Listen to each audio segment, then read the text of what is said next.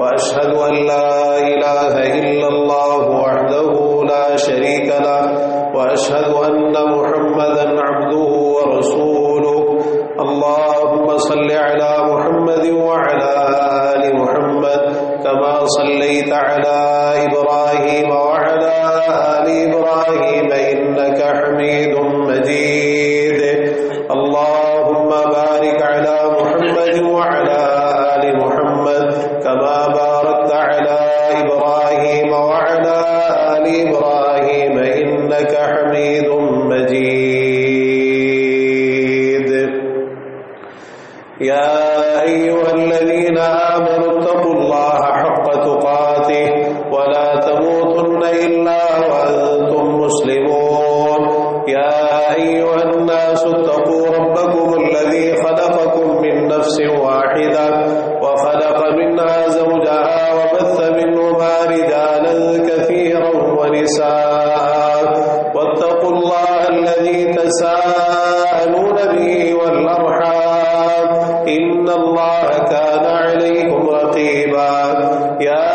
أيها الذين آمنوا اتقوا الله وقولوا قولا سديدا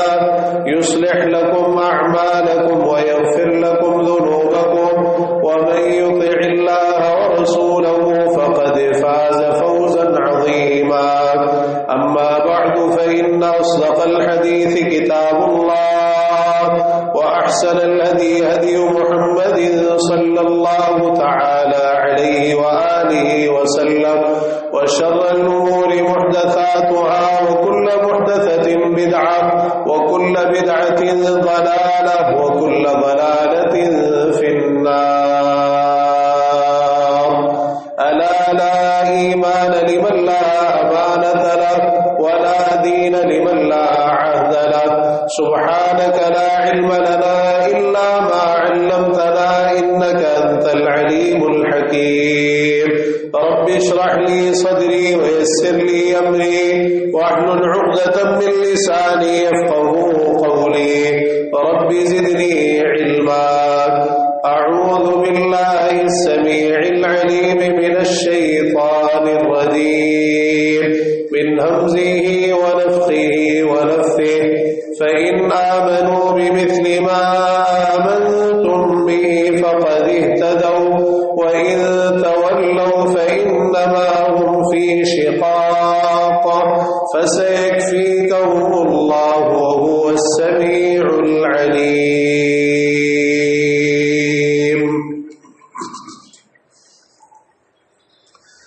ہر قسم کی تحمیدات، تسبیحات، تقدیسات، تمجیدات، تحلیلات، تکبیرات اور عبادات کے لائق صرف اور صرف اللہ وحدہ لا شریک، احکم الحاکمین، ارحم الراحمین، احسن الخالقین، ذو الجلال والاکرام ہے. وہی ہم سب کا خالق، مالک، رازق، حاجت روا، مشکل کشا، بگڑیاں بنانے والا، اولاد دینے والا، نفع و نقصان کا اختیار رکھنے والا اور زمین و آسمان کا یہ سارا نظام اکیلے ہی چلانے والا ہے. درود و سلام ہو امام الانبیاء والمرسلین، سید الاولین والآخرین، شفیع المذنبین، رحمت للعالمین، ہم سب کے رہبر و رہنما، مقتدا و پیشوا، امام اعظم، قائد اعظم، رہبر اعظم جناب محمد رسول اللہ صلی اللہ تعالی علیہ وآلہ وسلم کی ذات گرامی پر کہ جنہیں اللہ رب العزت نے میرے اور آپ کے لیے قیامت تک آنے والے انسانوں کے لیے اسوہ حسنہ، بہترین نمونہ بنا کر مبعوث فرمایا اور اپنی محبت، رحمت، مغفرت، جنت اور ہدایت کو آپ کی اتباع اور پیروی کے ساتھ لازم کر دیا ہے. عزیز بھائیوں، بزرگوں، نوجوان ساتھیوں، قابل احترام دینی ماں اور بہنوں، اللہ رب العزت نے ہدایت کا جو راستہ ہمارے لیے مقرر فرمایا ہے، اس راستے پر چل کر ہی انسان ہدایت یافتہ بن سکتا ہے. اس راستے کو چھوڑ کر دائیں نکل جائے یا بائیں نکل جائے، انسان ہدایت سے، صراط مستقیم سے، سیدھے رستے سے اور جنت کے رستے سے، اللہ کی رضا والے رستے سے ہٹ جاتا ہے، دور ہو جاتا ہے اور گمراہی کی طرف چل پڑتا ہے۔ دیکھیے اللہ رب العزت نے صحابہ کرام رضی اللہ عنہم کے معاملے کو اسی لیے بہت زیادہ اہمیت دی ہے کہ انہوں نے ہدایت کے اس رستے کو اختیار کیا جو اللہ تعالیٰ نے مقرر فرمایا، وہ صراط مستقیم پر چلے، سیدھے رستے پر چلے، جنت کے رستے پہ چلے، اللہ کی رضا والے رستے پر چلے، حتیٰ کہ دنیا میں ہی اللہ تعالیٰ نے انہیں اپنی رضا کا سرٹیفکیٹ عطا فرما دیا اور ان کو جنت کی بشارتیں دے دی۔ وَيُدْخِلُهُمْ جَنَّاتٍ تَجْرِي مِن تَحْتِهَا الْأَنْهَارُ خَالِدِينَ فِيهَا رَضِيَ اللَّهُ عَنْهُمْ وَرَضُوا عَنْهُ، اور اس سے بھی بڑھ کر ان کو اپنی جماعت قرار دیا۔ اولئک حزب اللہ، یہ صحابہ کرام رضی اللہ عنہم کی اتنی بڑی فضیلت ہے، اللہ تعالیٰ خود ان کو فرما رہا ہے کہ وہ اللہ کی جماعت ہے۔ تو اسی لیے ان کے ایمان کو بھی اللہ تعالیٰ نے ہمارے لیے معیار بنایا، تا قیامت آنے والوں کے لیے معیار بنایا کہ ایمان کے دعوے دار تو بہت ہوں گے، لیکن ایسا ایمان چاہیے، دین پر ویسا عمل چاہیے جس طرح صحابہ کرام رضی اللہ عنہ نے کیا ہے۔ عزیز بھائیوں، یہ وہ اصل نقطہ ہے کہ اس کو سمجھنے کے بعد پھر صحیح معنی میں ہم صحابہ کرام رضی اللہ عنہ کی فضیلت، ان کے مقام اور ان کے مرتبے کا اعتراف کریں گے۔ جب ہم اپنی عملی زندگی میں، اپنے دین میں، اپنے ایمان میں، اسلام میں ان کو اپنے لیے معیار بنائے کہ اللہ تعالیٰ نے ان کو ہمارے لیے معیار بنایا ہے۔ فَإِنْ آمَنُوا بِمِثْلِ مَا آمَنْتُمْ بِهِ فَقَدِ اهْتَدَوْا، اگر یہ ایمان لے آئے جیسے تم ایمان لائے ہو تو یقیناً ہدایت پا جائیں گے۔ صحابہ جیسا ایمان، جس طرح انہوں نے اس دین کو سمجھا اور دین پر عمل کیا، دین کو آگے پہنچایا، اس کے لیے محنت اور کوشش کی، اس طرح کا ایمان چاہیے۔ یہ ایک ایسا منہج، یہ منہج ہے، یہ منہج ہے جو ہمیں بتایا گیا، اور جب انسان اس منہج پر چلتا ہے تو پھر اصل دین پر قائم ہوتا ہے، پھر انسان سیدھے رستے پر آ جاتا ہے، بہت ساری غلط چیزوں سے بچ جاتا ہے، گمراہی کے رستوں سے بچ جاتا ہے، بہت ساری بدعات اور خرافات کو چھوڑ دیتا ہے۔ جب یہ دیکھتا ہے کہ میں نے اس طرح دین پر چلنا اور عمل کرنا ہے جس طرح صحابہ کرام رضی اللہ عنہم نے دین کو سمجھا اور دین پر عمل کیا، آپ اس چیز کو معمولی نہ سمجھیے۔ اللہ تعالیٰ نے صحابہ کے ایمان کو معیار قرار دیا۔ رسول اللہ صلی اللہ علیہ وسلم نے اپنی امت کے تعلق سے جب مختلف فرقوں اور گروہوں کا ذکر کیا کہ میری امت فرقوں میں بٹ جائے گی، گروہوں میں بٹ جائے گی، تو وہاں آپ نے اسی چیز کو نمایاں کیا، فرمایا کہ بنی اسرائیل 72 فرقوں میں تقسیم ہوئے۔ ان بنی اسرائیل تفرقت على 72 ملة وتفترق امتی على 73 ملة، میری امت 73 فرقوں میں تقسیم ہوگی، کلہم فی النار، سارے کے سارے جہنم میں جائیں گے، الا ملة واحدہ، سوائے ایک جماعت کے۔ صحابہ کرام رضی اللہ عنہ نے پوچھا وہ جماعت کون سی ہے؟ فرمایا ما انا علیہ واصحابی، جو اس رستے اور طریقے پر چلے گی جس پر میں اور میرے صحابہ ہیں، دین پر اس طرح عمل کرے گی اور دین کو اس طرح اختیار کرے گی جس طرح میں نے اور میرے صحابہ نے اختیار کیا۔ صحابہ کو معیار قرار دیا۔ اللہ تعالیٰ نے بھی فرمایا والسابقون الاولون من المہاجرین والانصار والذین اتبعوهم بإحسان، الذین اتبعوهم بإحسان، احسان کے ساتھ، اچھے طریقے کے ساتھ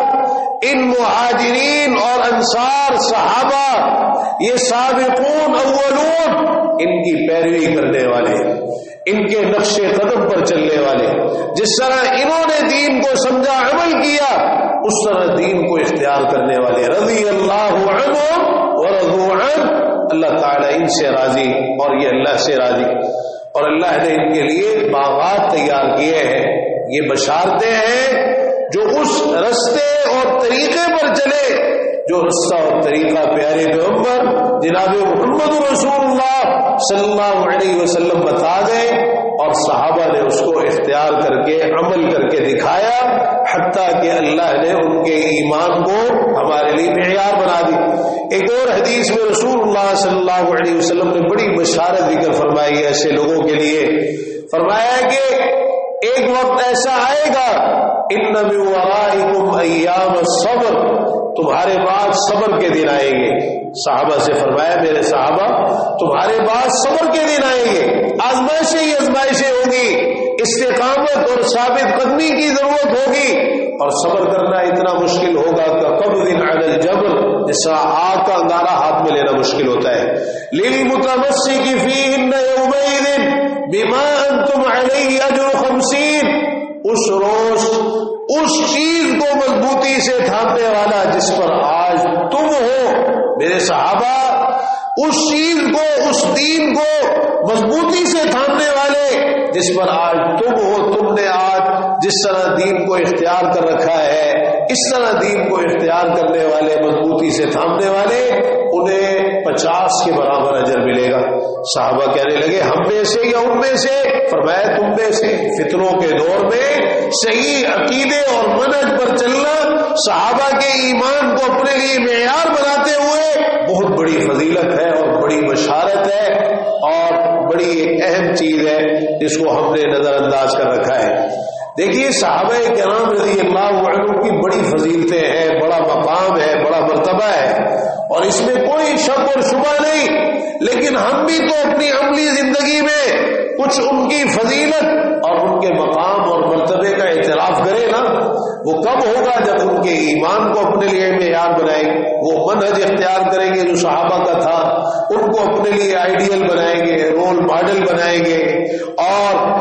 ہر وقت ان کی جو سیرت ہے اس کو سامنے رکھیں گے کہ کس طرح انہوں نے دین کو اختیار کیا، دین پر عمل کیا۔ سیدنا امیر المؤمنین معاویہ بن ابی سفیان رضی اللہ تعالی عنہما بلا شبہ بڑی فضیلت اور بڑے مقام اور مرتبے کے حامل ہیں، بہت ساری فضیلتیں ہیں ان کی، لیکن خاص طور پر دو دعائیں ایسی ہیں جو پیارے پیغمبر جناب محمد رسول اللہ صلی اللہ علیہ وسلم نے ان کے لیے فرمائی تھی۔ ایک دعا اللہم اجعلہ ہادیا مہدیا واہدی بہ، یا اللہ معاویہ کو رہنمائی کرنے والا بنا دے،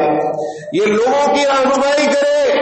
اور لوگوں کو ہدایت کی طرف لانے کا ذریعہ بنے اور خود بھی ہدایت یافتہ ہو، معاویہ کو خود بھی ہدایت یافتہ بنا دے اور لوگوں کی رہنمائی کرنے والا اور ان کو دین کا رستہ بتانے والا بنا دے، واہدی بھی، اور ان کے ذریعے سے ہدایت عطا فرما دے، لوگوں کو ان کے ذریعے سے ہدایت عطا فرما دے۔ اور ایک حدیث میں یہ بھی اضافہ ہے واہدی بھی، یا اللہ معاویہ کو بھی ہدایت دے دے، معاویہ کے ذریعے لوگوں کو بھی ہدایت دے دے۔ رسول اللہ صلی اللہ علیہ وسلم نے ان کے لیے ہدایت کی، ہدایت یافتہ ہونے کی اور لوگوں کی ہدایت کا ذریعہ بننے کی آپ نے دعا فرمائی، بہت بڑا اعزاز ہے، اور یہ دعائیں آپ نے مختلف لوگوں کے لیے فرمائی، سکھائی ان کو۔ ایسی ایک دعا آپ نے سیدنا علی رضی اللہ عنہ کو سکھائی، اے علی پڑھو اللہم اہدنی وسددنی، یا اللہ مجھے ہدایت بھی عطا فرما دے اور مجھے سیدھا بھی رکھنا۔ تو معاویہ رضی اللہ عنہ کے لیے آپ نے اللہ سے خود یہ دعا فرمائی۔ اسی طرح ایک اور آپ کی دعا ہے سیدنا معاویہ رضی اللہ عنہ کے لیے،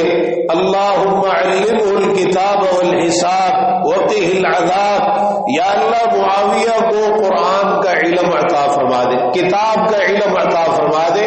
الکتاب میں سر فہرست قرآن مجید ہے اور پھر اس کی تفسیر پیارے پیغمبر جناب محمد رسول اللہ صلی اللہ علیہ وسلم کی احادیث مبارکہ ہے۔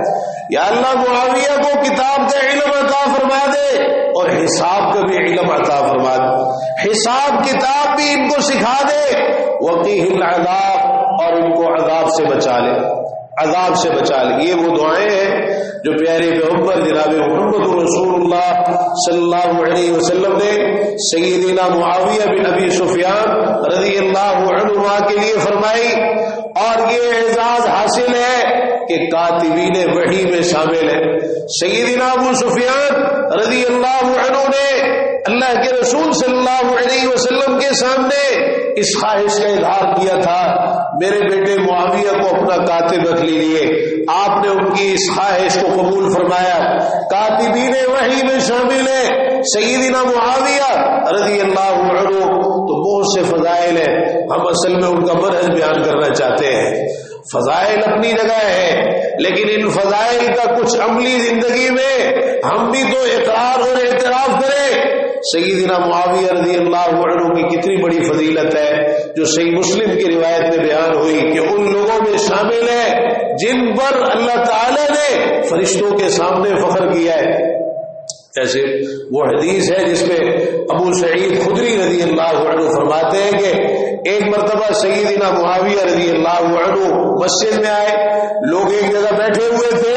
ان سے آ کے پوچھا کیوں بیٹھے ہو؟ کہنے لگے ہم بیٹھے اللہ کا ذکر کر رہے ہیں، اللہ کو یاد کر رہے ہیں۔ کہا اسی لیے بیٹھے ہو اور تو کوئی مقصد نہیں ہے؟ کہا اللہ کی قسم اسی لیے بیٹھے ہیں۔ کہا اصل میں بات یہ نہیں ہے کہ مجھے تمہارے جواب میں کوئی شک ہے، بالکل اسی طرح ہے، لیکن اصل بات یہ ہے کہ تمہیں پتہ ہے کہ میں اللہ کے رسول صلی اللہ علیہ وسلم کی حدیث کے معاملے میں کتنی احتیاط کرتا ہوں اور کس قدر کم حدیثیں میں نے آپ سے بیان کی ہیں۔ ان کی مرویات کی جو تعداد ہے 163 ہے،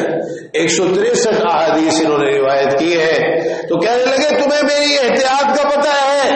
اور میں تمہیں یہ حدیث سنا رہا ہوں، بڑی احتیاط کے ساتھ سنا رہا ہوں کہ ایک مرتبہ ہم بھی مسجد میں بیٹھے ہوئے تھے، پیارے پیغمبر جناب محمد رسول اللہ صلی اللہ علیہ وسلم تشریف لائے اور آپ نے آ کے ہم سے پوچھا کیوں بیٹھے ہو؟ ہم نے کہا ہم اللہ کا ذکر کر رہے ہیں،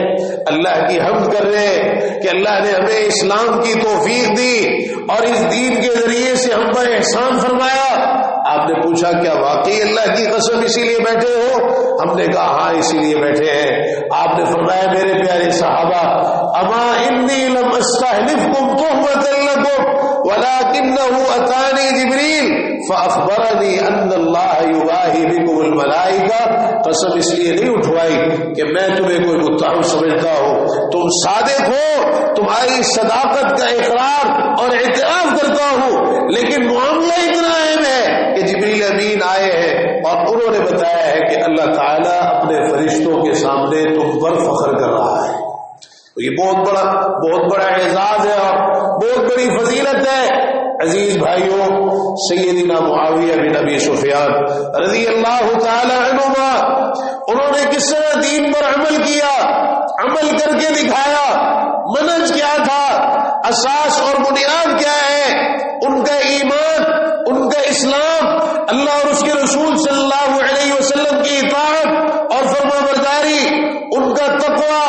ان کا زہد، دنیا سے بے رغبتی اور لا تعلقی، اور کس قدر آخرت کی فکر کرنے والے تھے۔ یہ اصل چیزیں ہیں کہ اگر آپ ان کو سامنے رکھیں گے نا، پھر اصل میں آپ نے ان کی فضیلت کو مانا ہے، ورنہ ان کی فضیلت کہ انسان ظاہری طور پر اس کا اظہار کرتا رہے، عملی زندگی میں وہ چیز ہی نہیں ہے جو سیدنا معاویہ بن ابی سفیان امیر المؤمنین رضی اللہ تعالی عنہما انہوں نے اختیار کی۔ اور یہ اصل وہ چیزیں ہیں جن کو بہت زیادہ اجاگر کرنے کی ضرورت ہے۔ ہم خالی فضائل بیان کر کے اکتفا کرتے ہیں، ان کا منہج تو بیان کریں، ان کا منہج تو بیان کریں کہ کس طرح وہ دین پر عمل کرتے تھے اور دین کو اختیار کرتے، کیسا اخلاص تھا جو اللہ تعالیٰ نے ان کو عطا فرمایا۔ اس قدر دین کے لیے خدمات ہیں اور دین کے لیے قربانیاں اور محنتیں ہیں، لیکن اس سب کچھ کے باوجود ان کا اخلاص اور ان کا تقوی یہ ہے۔ جامع ترمذی کی حدیث میں وہ جو حدیث سیدنا ابو ہریرہ رضی اللہ تعالی عنہ کی مشہور ہے جو انہوں نے بیان فرمائی، اور جس کو بیان کرنے سے پہلے خود 3 مرتبہ بے ہوش ہو گئے، ان پر غشی طاری ہو گئی کہ سب سے پہلے اللہ تعالی جہنم کی آگ کو جن 3 لوگوں سے بھڑکائے گا، ایک عالم قاری قرآن، اور دوسرا شہید مجاہد، اور تیسرے نمبر پر سخی انسان۔ انہوں نے بڑے بڑے چوٹی کے عمل کیے، لیکن نیت کے بگاڑ کی وجہ سے، ریاکاری اور دکھلاوے کی وجہ سے سارے عمل ان کے ضائع ہو گئے۔ تو یہ حدیث بڑی مشہور ہے۔ جب یہ حدیث سیدنا معاویہ بن ابی سفیان رضی اللہ تعالی عنہ کے سامنے آئی تو اس حدیث کو سن کر کہنے لگے کہ جب ان لوگوں کے ساتھ اس طرح کا معاملہ کیا گیا ہے تو باقی لوگوں کا کیا بنے گا؟ یہ اتنے بڑے بڑے عمل کرنے والے لوگ ہیں، جب ان کے ساتھ یہ معاملہ ہے تو پھر باقی لوگوں کا کیا بنے گا؟ اتنا روئے جو ان کے ارد گرد بیٹھے ہیں، راوی جو یہ واقعہ بیان کرتے ہیں، کہتے ہیں حتی ظننا انہ ہالک، ہمیں یوں لگا جیسے رو کر اسی کیفیت میں دنیا سے رخصت ہو جائے گی۔ ہمیں یہ ڈر لاحق ہوا، اور جس شخص نے آ کے وہ حدیث سنائی تھی ہم نے اس کے معاملے کو اچھا نہیں جانا کہ اس نے آ کر ان کے سامنے یہ حدیث کیوں اس طرح بیان کی۔ انہوں نے اتنا اثر لیا اس حدیث کا، اور پھر جب تھوڑی سی حالت سنبھلی کہنے لگے صدق اللہ تعالیٰ نے سچ فرمایا ہے، من کان یرید الحیات الدنیا وزینتها نوفی الیہم اعمالهم فیہا وہم فیہا لا یبخسون، جو دنیا کی زندگی اور اس کی زیب و زینت چاہتا ہے ہم ان کے لیے ان کے اعمال کا اس دنیا میں پورا بدلہ دے دیتے ہیں اور کوئی کمی نہیں کی جاتی، لیکن آخرت میں ان کے لیے جہنم کے سوا اور کچھ نہیں ہے، اور ان کے سارے عمل ضائع اور تباہ ہو گئے۔ سیدنا معاویہ بن ابی سفیان رضی اللہ عنہما اپنے بارے میں اس چیز سے ڈر رہے، گھبرا رہے، اور اس قدر فکر ہے اخلاص کی، اور ان کے تقوی کا یہ عالم ہے۔ عزیز بھائیو، سب سے زیادہ جو نمایاں چیز ہمیں ان کی سیرت میں اور حیات طیبہ میں نظر آتی ہے وہ پیارے پیغمبر جناب محمد رسول اللہ صلی اللہ علیہ وسلم کی اتباع ہے، آپ کی پیروی، اور یہی اصل چیز ہے، یہی اصل ہدایت، یہ دین کی اساس و بنیاد۔ جہاں جس مسئلے میں پیارے پیغمبر جناب محمد رسول اللہ صلی اللہ علیہ وسلم کی حدیث سامنے آ گئی، آپ کا فرمان سامنے آ گیا، بس معاملہ ختم۔ وہ دیکھیے سنن نبی داؤد میں جو واقعہ ذکر ہوا ہے، سیدنا معاویہ بن ابی سفیان رضی اللہ عنہ نے اپنے دور خلافت میں رومیوں سے معاہدہ کر رکھا ہے، معاہدے کی ختم ہونے کی مدت قریب آ رہی، پروگرام یہ بنایا کہ لشکر کو لے جا کر رومی سرحد کے قریب وہاں پڑاؤ ڈال دیں، جیسے ہی مدت ختم ہوگی فوراً حملہ کر دیں گے۔ اس مدت میں حملہ نہیں کریں گے، مدت ختم ہونے پر فوراً اچانک حملہ کر دیں گے۔ تو لشکر کو تیار کیا اور نکل پڑے۔ عمر بن عبسہ رضی اللہ تعالی عنہ انہیں اس چیز کا علم ہوا کہ سیدنا معاویہ رضی اللہ عنہ اس طرح لشکر لے کے نکلے ہیں، اور ان کا پروگرام یہ ہے، انہوں نے ایک تیز رفتار گھوڑا، ایک عربی یا ترکی گھوڑا جو ہے وہ لیا، اور اس پر سوار ہو کر تیزی سے اس جانب چلے جس طرف لشکر گیا تھا، اور دور سے لشکر کو دیکھ کر آوازیں لگانے لگے، اللہ اکبر اللہ اکبر، وفاء اللہ غدر، اللہ سب سے بڑا ہے، اللہ سب سے بڑا ہے۔ وفاداری ہونی چاہیے، بدعہدی نہیں ہونی چاہیے، وفاداری ہونی چاہیے، بدعہدی نہیں ہونی چاہیے۔ سیدنا معاویہ رضی اللہ عنہ انہوں نے جب یہ دیکھا تو کہنے لگے کہ کیا معاملہ ہے، یہ کون آ رہا ہے، اس طرح آوازیں کون لگا رہا ہے؟ ایک شخص کو روانہ کیا، دیکھا وہ عمر بن عبسہ صحابی رسول رضی اللہ تعالی عنہ وہ تشریف فرما ہے، وہ آ رہے بڑی تیزی کے ساتھ گھوڑے پر اور اس طرح آوازیں لگا رہے۔ انہوں نے پھر یہ حدیث سنائی، سیدنا عمر بن عبسہ رضی اللہ عنہ نے، میں اس لیے آیا ہوں کہ میں نے اللہ کے رسول صلی اللہ علیہ وسلم کو یہ فرماتے ہوئے سنا ہے، من کان بینہ وبین قوم عہد فلا یشد عقدۃ ولا یحلها حتی ينقضی امدها او ينبذ الیہم علی سواء. جس کسی کا کسی قوم کے ساتھ کوئی معاہدہ ہو تو اس معاہدے کی تجدید نہ کرے اور نہ اس کو توڑے. اس معاہدے کے اوپر کوئی معاہدہ نہ کرے. اس معاہدے کی تجدید یعنی اس کے اوپر کوئی معاہدہ نہ کرے یا اس معاہدے کو ختم نہ کرے جب تک کہ وہ مدت ختم نہ ہو جائے, یا پھر برابری کی بنیاد پر اس کو ان کی طرف پھینک دے. اگر انہوں نے معاہدہ توڑا ہے تو ان کو بھی توڑنے کی اجازت ہے, لیکن از خود معاہدے کو توڑنا یا پھر کسی معاہدے کے اوپر کوئی اور معاہدہ کر لینا اس کی اجازت نہیں. تجدید تو ہو سکتی ہے لیکن معاہدے کے اوپر معاہدہ نہیں ہو سکتا. تو سیدنا معاویہ رضی اللہ عنہ نے جب یہ حدیث سنی فوراً لشکر کو واپس جانے کا حکم دے دیا کہ اب واپس چل پڑو. اتنی تیاری سے نکلے تھے اور جہاد کے لیے نکلے تھے, لیکن جب یہ حدیث علم میں آئی کہ یہ بھی جائز نہیں ہے کہ اس طرح کیا جائے کہ لشکر کو لے جا کر وہاں قریب پڑاؤ ڈال کر مدت ختم ہونے پر فوراً حملہ کر دیا جائے, نہیں یہ بھی جائز نہیں, واپس چل. سیدنا معاویہ رضی اللہ عنہ طواف کر رہے بیت اللہ کا, اور طواف کے دوران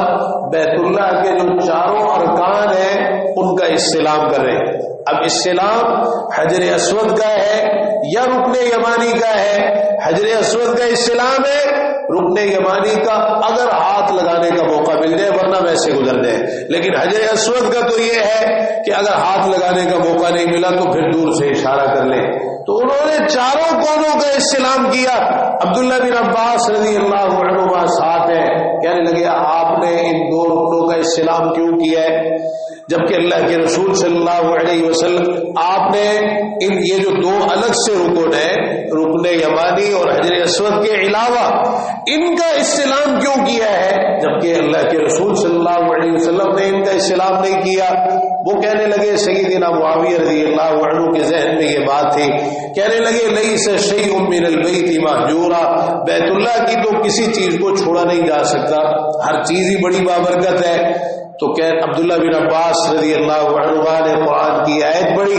لقد کان لکم فی رسول اللہ اسوۃ حسنہ, کہ تمہارے لیے اللہ کے رسول صلی اللہ علیہ وسلم کی ذات میں بہترین نمونہ موجود ہے. کہنے لگے صدقتا, آپ نے بالکل سچ فرمایا ہے. فوراً اس کو قبول کیا کہ بالکل سچ فرمایا ہے. پیارے پیغمبر جناب محمد رسول اللہ صلی اللہ علیہ وسلم کی اتباع اور پیروی یہی اساس ہے, یہی اصل ہے, یہی بنیاد. اور اس قدر حدیث پر عمل کرنے والے تھے کہ ایک مرتبہ عمر بن مرہ رضی اللہ عنہ نے یہ حدیث سنائی کہ رسول اللہ صلی اللہ علیہ وسلم نے فرمایا, جو بھی حکمران کسی مسکین, ضرورت مند اور فقیر سے اپنے دروازے کو بند کر دیتا ہے, اللہ تعالی اس کے فقر, اس کی مسکینی اور اس کی ضرورت کے وقت اس پر سے آسمان کے دروازوں کو بند کر دیتا ہے. سیدنا معاویہ رضی اللہ عنہ کے علم میں جب یہ حدیث آئی تو انہوں نے اسپیشل ایک شخص کو اسی کام کے لیے مقرر کر دیا کہ کوئی بھی ضرورت مند میرے دروازے پر آئے تو خالی واپس آ جائے. کوئی بھی ضرورت مند جو میرے دروازے پر آئے تو پھر وہ خالی واپس نہیں جانا چاہیے. اور ایک مرتبہ لوگوں کے پاس تشریف لائے عبداللہ بن زبیر رضی اللہ عنہما اور ابن عامر, یہ دونوں موجود ہیں. عبداللہ بن زبیر رضی اللہ عنہما تو بیٹھے رہے, ابن عامر استقبال کے لیے کھڑے ہو گئے. سیدنا معاویہ رضی اللہ عنہ نے فوراً بٹھا دیا, کہنے لگے بیٹھ جاؤ, کیوں کھڑے ہوئے ہو؟ پتہ نہیں ہے کہ رسول اللہ صلی اللہ علیہ وسلم کا یہ فرمان ہے, من احب ان یبسل له عباد اللہ قیاما, جو یہ پسند کرتا ہے کہ اللہ کے بندے اس کے لیے کھڑے ہو,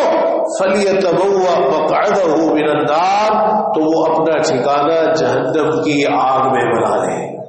بالکل میں اس چیز کو پسند نہیں کرتا. فوراً ان کو وہی بٹھا دیا اور کھڑے ہونے کی اجازت نہیں دی. یہ اصل چیز ہے. ہر معاملے میں دین کو مقدم رکھا کرتے تھے. پیارے پیغمبر جناب محمد صلی اللہ علیہ وسلم کی اتباع پیروی کو ترجیح دیا کرتے تھے، اور جب یہ منہج سمجھ میں آ جائے تو بہت سارا پروپیگنڈا خود بخود زمین خاک میں مل جاتا ہے جو ان کے خلاف کیا جاتا ہے، اور طرح طرح کی لوگوں نے باتیں بنائی، یہ ان کا دین تھا، یہ ان کا ایمان تھا، یہ ان کا منہج تھا، اس طرح وہ دین پر عمل کیا کرتے تھے۔ ہر معاملے میں، ہر چیز میں، ہر مسئلے میں اللہ تعالی ہمیں بھی صحابہ کرام رضی اللہ عنہم کے منہج پر چلنے کی توفیق نصیب فرما دے، اور اپنی عملی زندگی میں ان کے ایمان کو اپنے لیے معیار بنانے کی توفیق عطا فرما دے۔ وآخر دعوانا الحمدللہ رب العالمین۔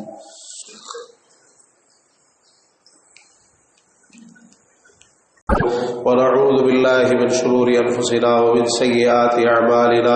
من يهده الله فلا مضل له ومن يضلل فلا هادي له، وأشهد أن لا إله إلا الله وحده لا شريك له، وأشهد أن محمدا عبده ورسوله۔ اللهم صل على محمد وعلى آل محمد كما صليت على إبراهيم وعلى آل إبراهيم إنك حميد مجيد۔ اللهم بارك على محمد وعلى آل محمد كما باركت على إبراهيم وعلى آل إبراهيم إنك حميد مجيد۔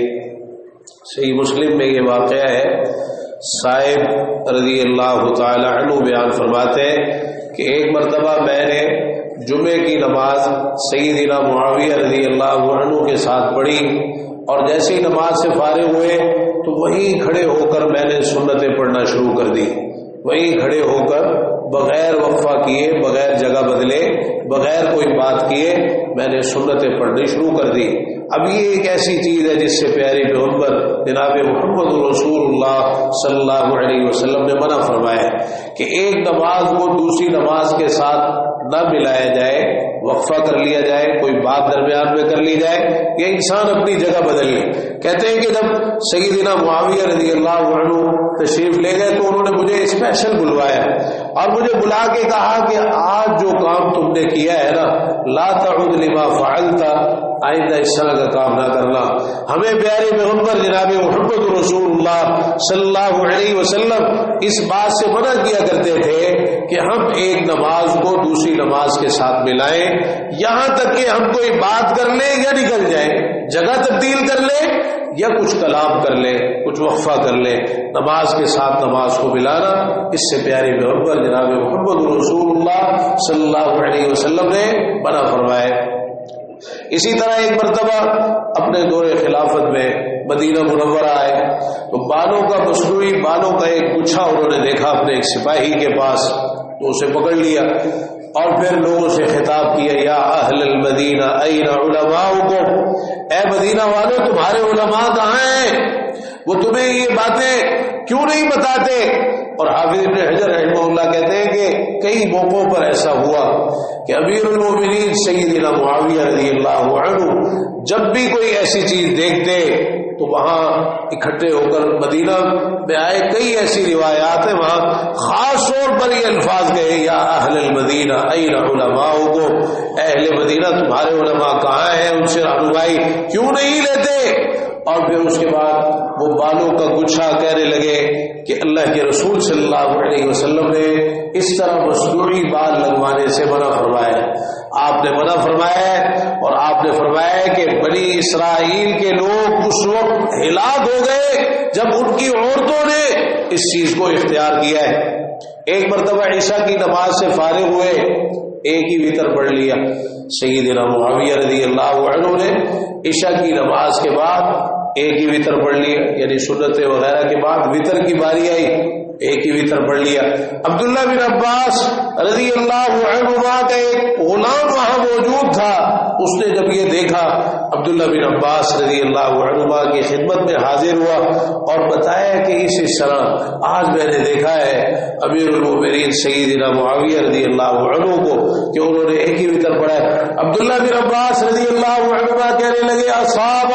انہ فقیہ، انہوں نے بالکل درست کیا ہے، وہ فقیہ ہے۔ اور کہنے لگے ایک دوسری روایت میں دعہ، صحیح بخاری کی روایت، چھوڑ دو ان کے معاملے کو، فإنہ قد صحب رسول اللہ صلی اللہ علیہ وسلم، وہ اللہ کے رسول صلی اللہ علیہ وسلم کے صحابی ہیں، حدیث کے بغیر کوئی عمل نہیں کرتے، حدیث کے بغیر کوئی عمل نہیں کرتے۔ ایک مرتبہ اذان ہوئی، اذان کا جواب دیا مؤذن نے جس طرح کہا اسی طرح کہا، لیکن جب باری ہم کہتے ہیں نا حی علی الصلاح حی علی الفلاح، جب مؤذن کہے تو جواب میں لا حول ولا قوت الا باللہ، یہ کس نے بیان کیا؟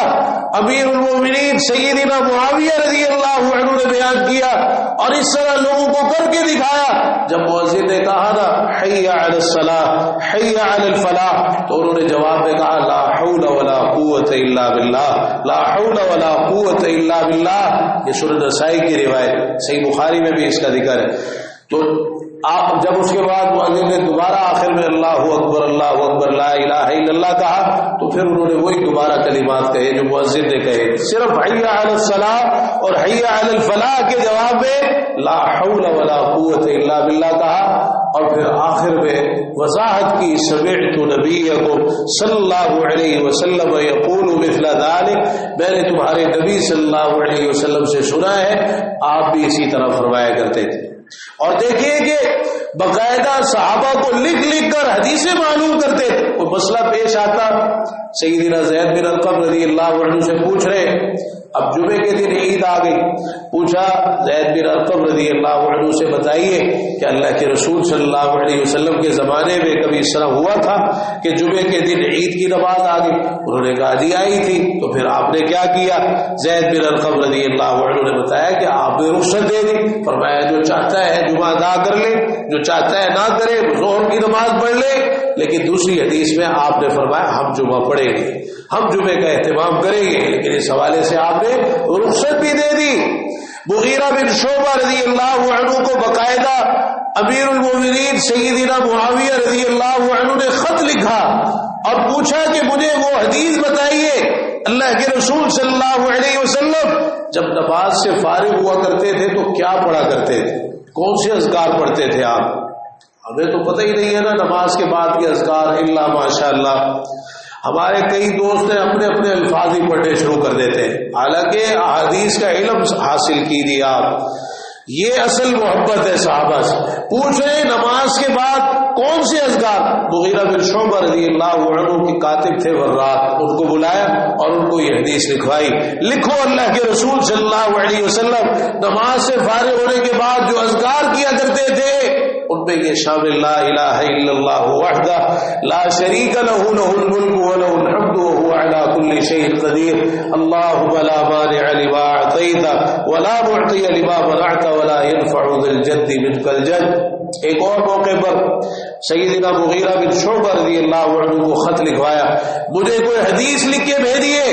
ایسی حدیث جو آپ نے خود سنی ہو اللہ کے رسول صلی اللہ علیہ وسلم سے، تو حدیث لکھ کے بھیجی۔ ہاں میں نے سنا ہے آپ نے فرمایا لوگوں اللہ تعالیٰ تمہارے لیے 3 باتوں کو ناپسند کرتا ہے، ایک قیل و قال، ادھر ادھر کی فضول لغو باتیں کرنا،